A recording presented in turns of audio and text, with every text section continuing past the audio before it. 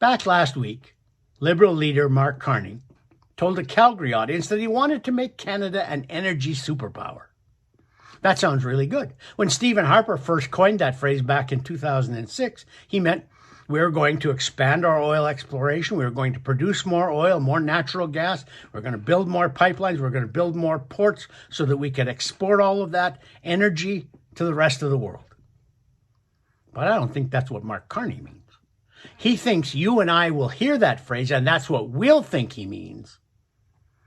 But I think what he really means is we're going to lead the world in green energy, in wind turbines, in solar panels, maybe even in bug burps if somehow he and his masterminds in the Liberal head office can figure out a way to turn that into energy. But they are against building pipelines. Now, Carney said in February when he was running for the Liberal leadership, when he was in Kelowna, BC, he was prepared to use federal emergency powers to fast-track natural resource projects.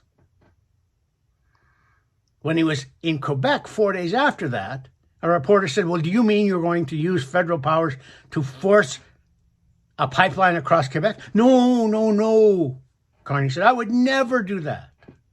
And if you look at who's in his cabinet, his number one Quebec minister is Stephen Guilbeault, who was Justin Trudeau's radical environmental minister. He will never say that Quebec agrees to have a pipeline across its territory. Carney's also said that he would build transportation corridor across the country. And what does that mean? Well, it means roads for sure. It means highways. It might mean railroads. But I don't think it means pipelines, because he has also said that he's going to leave in place the Impact Assessment Act.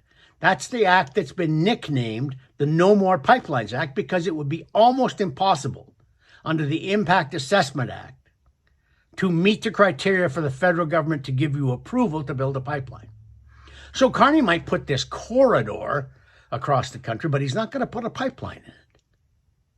And after he left the Bank of England in the late 2010s, Mark Carney founded something called GFANZ, the Glasgow Financial Alliance for Net Zero. And its purpose was to convince, even shame and force, financial institutions like banks, insurance companies, and investment houses into defunding fossil fuels. They wanted out of pipelines. They wanted out of oil exploration. If there was a company that had a fossil fuels component to it, GFANZ, Mark Carney's creation, intended to get that company defunded. Does that sound like a person who is all keen on a pipeline? He might say, we need new energy projects so that we're not as dependent on Donald Trump and the Americans. But he doesn't mean oil and gas.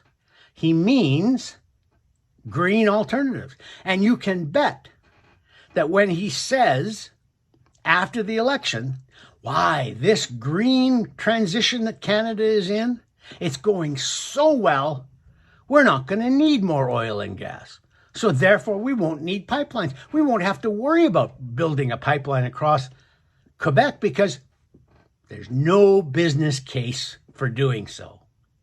This man is simply a little more polished and a little more sophisticated version of Justin Trudeau. And he is just as anti-pipeline and just as anti-oil and gas and just as anti-economic growth as his predecessor. For Postmedia, I'm Lorne Gunter.